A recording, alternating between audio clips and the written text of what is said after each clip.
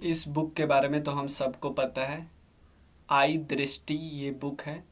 और टोटल इसमें 205 के आसपास पेज है। ठीक है। और ये आप सबको पता होगा यूपी पीसीएस या बाकी पीसीएस के लिए कितना ज़्यादा इम्पोर्टेंट होता है। यूपी पीसीएस में से तो 30 के आसपास 25 से 30 क्वेश्चन डायरेक्टली इसी से आते हैं। तो हम और हमारा एग्ज़ाम भी है 12 जून को। तो हम क्यों ना इसको रिवाइज कर ले। देखो, हम एक एक चीज़ इसका नहीं करवाने वाले, बस वो करवाएंगे जिसका आपको ज़रूरत है, जिससे डायरेक्टली एग्ज़ाम में आ गया। हम इसका करक्स करेंगे।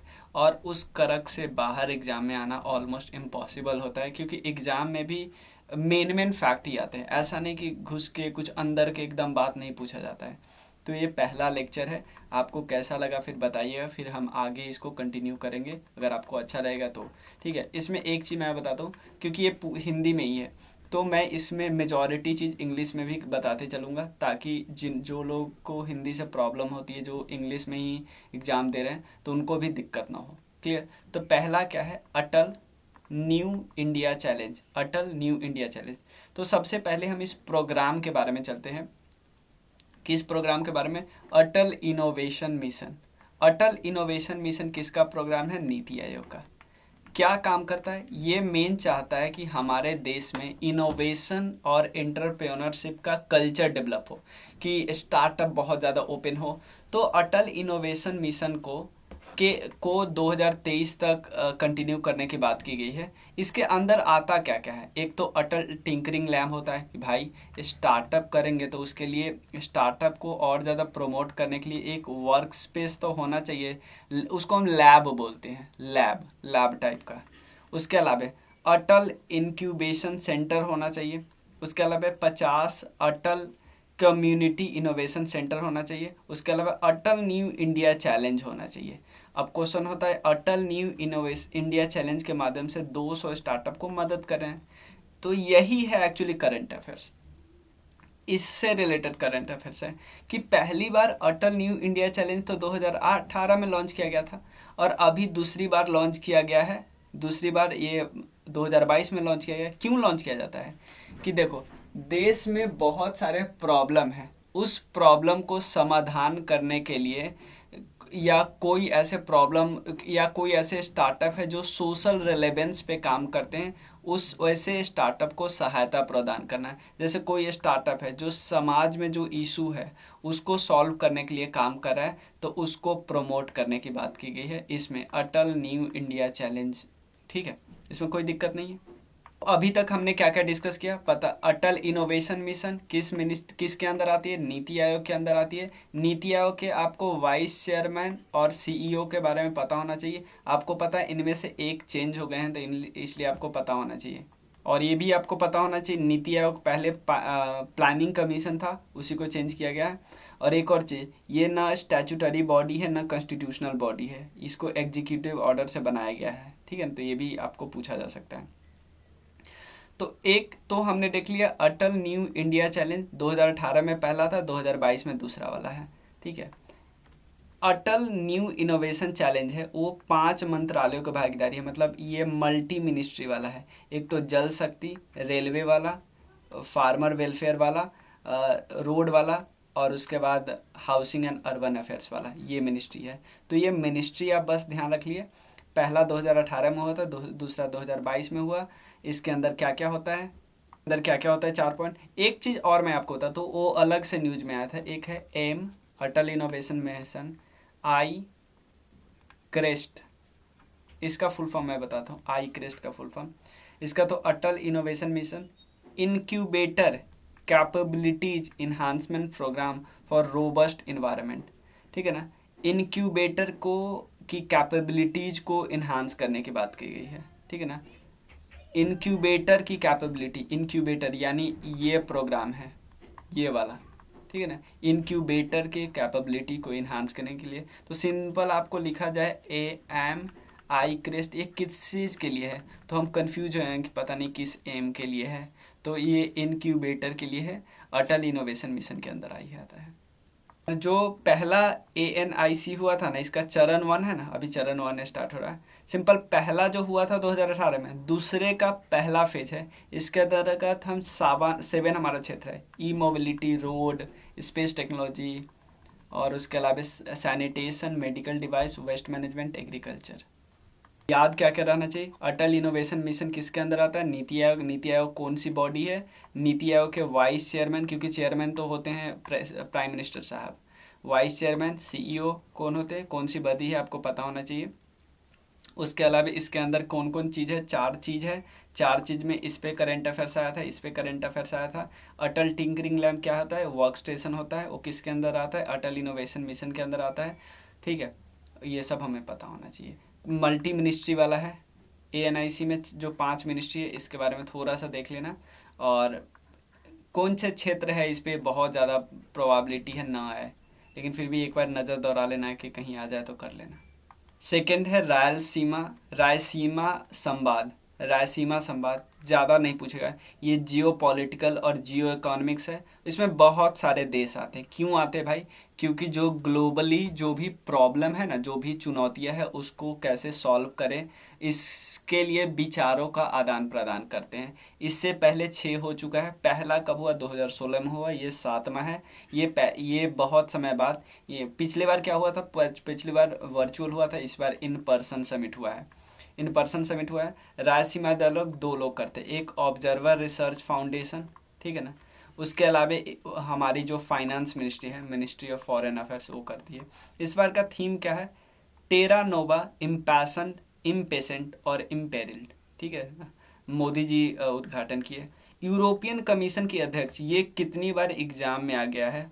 Ursula von der Leyen. ये क्योंकि वुमेन है, तो इस पे जो वुमेन अपॉइंटमेंट होता है ना, उस पर क्वेश्चन बहुत ज़्यादा आता है। 6 थीम है इस बार का। कौन कौन?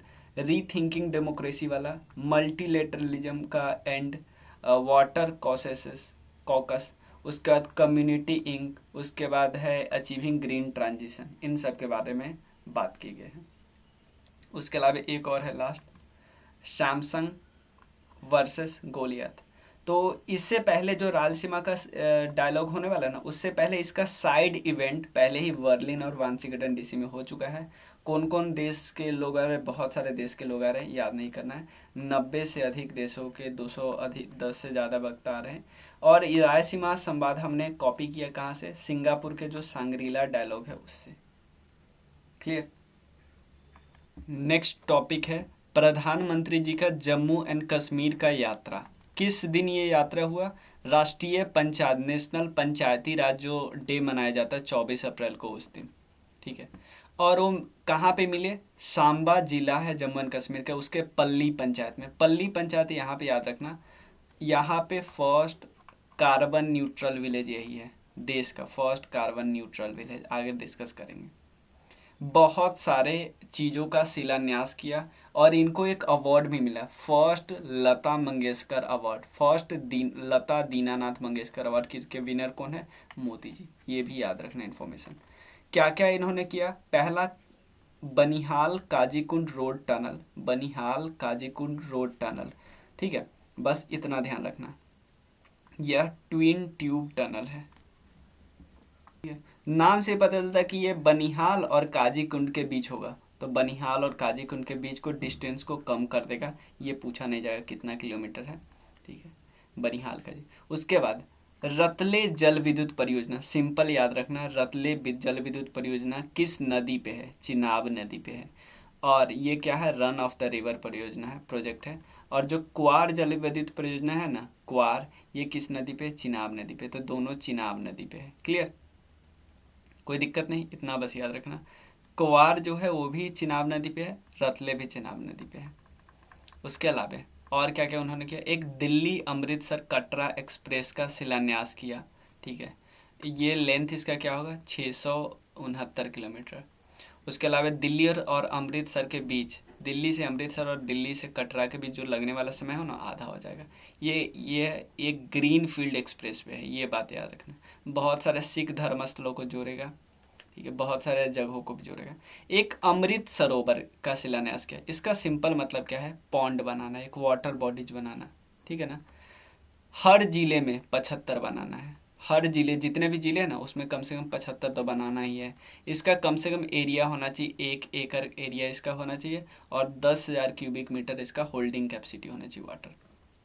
अगर 75 हर जिले में बनेंगे तो पूरे देश में ऑलमोस्ट 50 तो बन ही जाएगा। इतना ये बस याद रखना है। और एक इंस्टीट्यूट है, Bhaskaracharya national institute of space application and geoinformatics national, ये क्या करेगा, ये ऐप वगैरह बना रहा है, ये बस ध्यान रखना है। कब इसका कंप्लीशन होना है, 15 अगस्त 2023 को, ठीक है। और पहला जो अमृत सरोवर है वो रामपुर में तैयार हुआ है। रामपुर है ग्राम पंचायत पटवाई में, उत्तर प्रदेश में, ग्राम पंचायत पटवाई। उसके अलावा एक और इन्फॉर्मेशन याद रखना है, ये पल्ली वाला। पल्ली क्या बना है, पहला फर्स्ट कार्बन न्यूट्रल पंचायत बना है पल्ली। कहाँ पे है, जम्मू एंड कश्मीर में है, क्योंकि हमने कार्बन न्यूट्रल 2070 में घोषित किया है, ठीक है। तो इससे क्या क्या याद रखना है, इन्फॉर्मेशन ज़्यादा डीप मैं नहीं बोल रहा हूँ। एक तो बनिहाल काजीकुंड टनल, ये बनिहाल काजीकुंड के बीच है। रतले, ये जो पहला ट्विन ट्यूब टनल है रतले, और एक है क्वार। ये क्वार, ये दोनों किस नदी पे, चेनाब नदी पे। उसके बाद दिल्ली अमृतसर कटरा एक्सप्रेस। अमृत सरोवर का पहला कौन बना है, पहला बना है उत्तर प्रदेश के रामपुर की ग्राम पंचायत पटवाई में, ठीक है ना।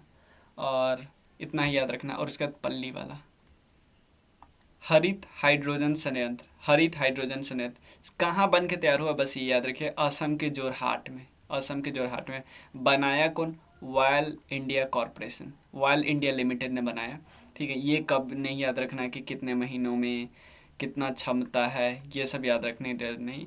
ये हरित हाइड्रोजन जो होता है ना, हाइड्रोजन गैस को कहते हैं, जो हरित हाइड्रोजन है या सौर ऊर्जा जैसी अच्छे ऊर्जा का उपयोग करके उत्पादित हाइड्रोजन को उसको कहते हैं।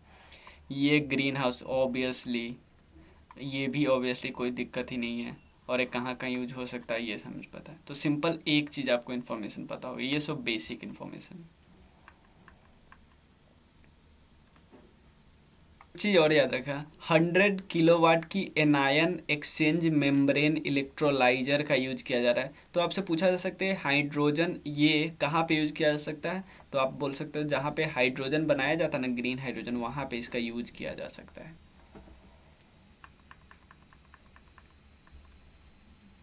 नेक्स्ट है स्मार्ट सिटीज, स्मार्ट शहरीकरण। स्मार्ट सिटी स्मार्ट शहरीकरण, ये एक कॉन्फ्रेंस हुआ, कहाँ पे हुआ, गुजरात में हुआ, ये बस याद रखना है आपको।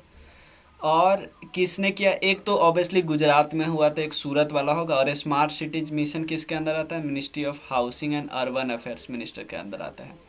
तो ऑब्वियसली ये तो होंगे ही होंगे, ministry of housing and urban affairs, तो ये तो आम बात है। 2015 में शुरू किया गया था। कभी कभी साल भी पूछ लेता है मिलान वाले करने में कि कौन 2014, कौन 2015, जैसे जनधन पूछ लिया तो 2014, फिर ये पूछा 15, फिर आपसे पूछेगा जो पूछा था पिछले बार भी पूछा था 2021 में, आयुष्मान भारत पूछ लेगा। तो इस सब का आपको मिलान एटलीस्ट पता होना चाहिए। तो स्मार्ट सिटीज मिशन का क्या था कि मतलब मूल संरचना, स्वास्थ्य और सतत पर्यावरण, इस सब को उपलब्ध करना शहर में, ठीक है। और यहाँ पे एक अर्बन आउटकम फ्रेमवर्क का भी विमोचन किया गया, ठीक है। और उसके अलावा वर्चुअल हब का शुभारंभ किया गया, और एक पोर्टल के लिए एम्पलीफाई।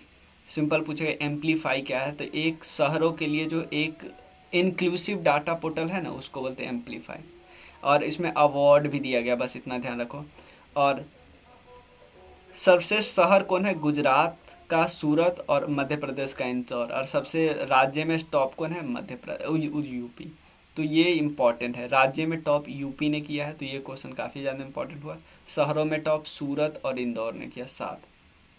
ये नहीं पूछेगा, नहीं पूछेगा, नहीं पूछेगा, ठीक है ना। अब संस्कृति वाला थोड़ा इंदौर और चंडीगढ़, और ये सब छोटा छोटा एस्पेक्ट, मतलब ये आप इतना डीप थोड़ी पूछने जाएगा, ठीक है ना। अर्थव्यवस्था ये भी नहीं पूछेगा, ये भी नहीं, ये भी नहीं। नवाचार का पुरस्कार इंदौर को मिला, ये तो हमें पता होना चाहिए थोड़ा।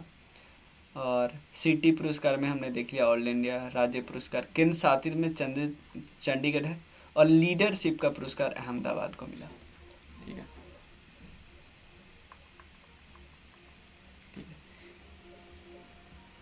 ये वाला याद रखिए, सांबा। सांबा एक डिस्ट्रिक्ट है, कहाँ का डिस्ट्रिक्ट है? ये है जम्मू एंड कश्मीर का। ये पहला राज्य बना है जो हमारा एक कार्ड है ना, आयुष्मान भारत वाला कार्ड, प्रधानमंत्री जन आरोग्य आंदोलन, जिसके तहत 5 लाख रुपया दिया जाता है स्वास्थ्य बीमा के रूप में। ठीक है। और यहाँ पे जो लोग भी ऐड होते हैं वो किस हिसाब से ऐड होते हैं? वो जो 2011 का social and economic caste census आया था ना, उसके तहत जो डेप्रीवेशन और ऑक्यूपेशनल मापदंड है, उसके तहत जो लोग आता है उनको सेकेंडरी और टर्शियरी फैसिलिटी मिला जाता है। मतलब सेकेंडरी और टर्शियरी इंश्योरेंस कवर मिलता है। आप ऐसा नहीं, प्राइमरी वाला नहीं कि आप जाओ डॉक्टर के पास दिखाओ कि सर्दी खांसी होता है, उसका आपको इलाज का पैसा इस कार्ड से देगा, ये नहीं होता। 5 लाख पर फैमिली मिलता है, याद रखिएगा। तो सांबा पहला जिला बना है जिसमें सारे फैमिली को ये इंश्योरेंस कार्ड मिल चुका है। क्या नाम है उसका? देखो, आयुष्मान भारत प्रधानमंत्री जन आरोग्य आंदोलन, ये सेहत योजना है। ठीक है ना, 100% कवर अप हो चुका है। ये जम्मू एंड कश्मीर डिवीजन में, आपको पता ही होगा। ठीक है, तो यहाँ तक हम रहने देते। नेक्स्ट वीडियो में आप बताना कि कैसा है, हम इसको कंटिन्यू करें कि नहीं। 9582062485। तो मिलते हैं फिर हम लोग आगे। ठीक है, हमारे घटना चक्र के भी कोर्स है, जीएस के कोर्स है, आप इसको ज्वाइन कर सकते हो। ठीक है, वो इंग्लिश में फॉन्ट मिलेगा और हिंदी और इंग्लिश मिला के जो जैसे हम समझाते हो वैसे समझाया जा रहा है। और इन फ्यूचर जो हम लोग 68 बीपीएससी के लिए हम लोग हिंदी में भी स्टार्ट कर रहे हैं। ठीक है, तो आप उसको ज्वाइन कर सकते हो, इस नंबर पे मैसेज करके पता कर सकते हो। अभी जो कोर्स है ना उस पर ऑफर चल रहा है। जैसे बीपीएससी के जो भी कोर्स है उस पर 40 to 50% का ऑफ है। कोई कोई चीज़ 40 पे है, कोई कोई 50%। और बाकी जो कोर्सेस है, जैसे घटना चक्र का कोर्स हुआ, जीएस कोर्स है, लूसेंट ऑब्जेक्टिव का कोर्स है, इस पर 25% का डिस्काउंट है। तो आप ज्वाइन करने के लिए इस नंबर पर मैसेज कर सकते हैं। Thank you.